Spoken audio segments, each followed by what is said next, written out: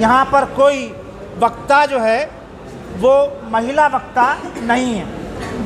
उसी को सामने रखते हुए मैं अपनी बहन राजबाला सैनी से निवेदन कर रहा हूँ कि वो आएँ और वायलेंस फ्री इंडिया के इस कैंपेन के ताल्लुक़ से और कुछ अपने जहन में जो उसके बात है एक 5 मिनट के अंदर, 5 मिनट से ज़्यादा ना लें क्योंकि हमारे पास मेन वक्ता बहुत हैं। ठीक है, शुक्रिया। जय भारत जय संविधान।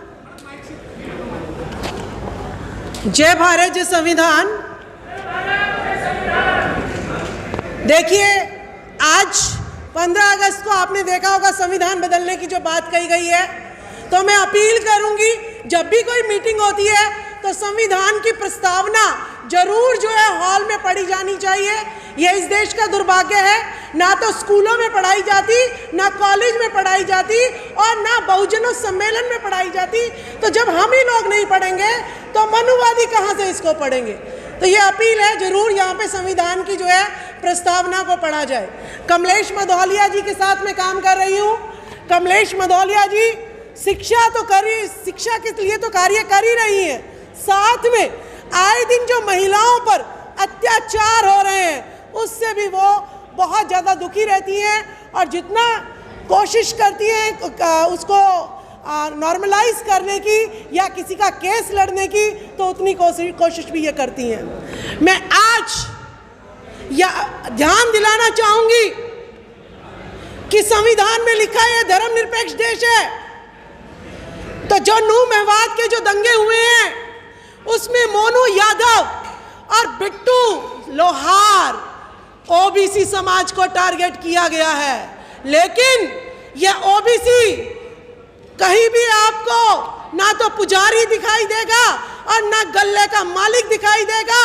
जब मलाई खानी होती है, ऐसी हॉलों में भाषण देने होते हैं तो धीरेन्द्र शास्त्री और इतने लाखों करोड़ों बाबा आ जाते हैं।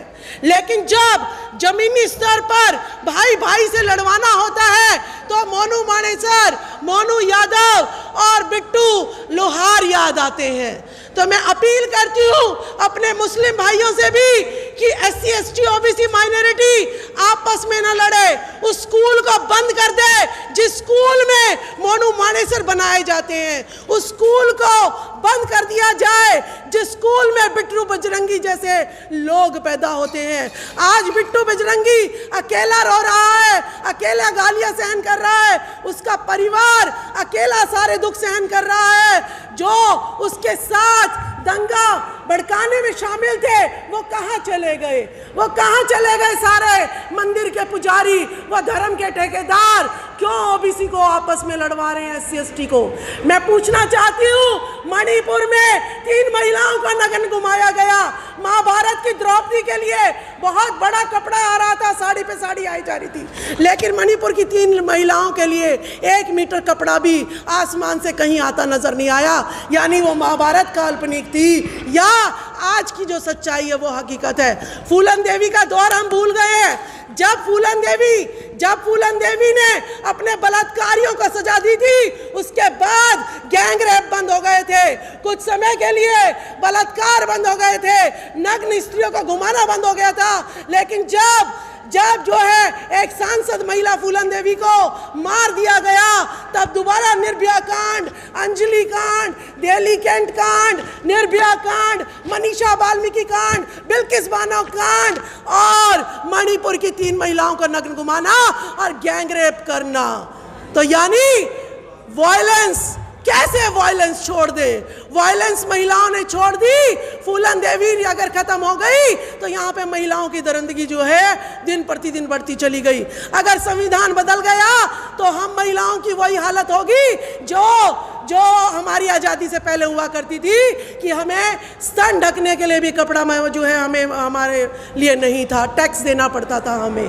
और शुद्धिकरण के नाम पर और शादी होने के बाद 3 किसी के घर में रखना, देवदासी प्रथा हम नहीं चाहते।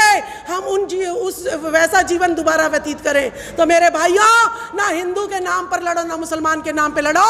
संविधान में लिखा है Bharat, India that is Bharat. कहाँ से ये हिंदू है?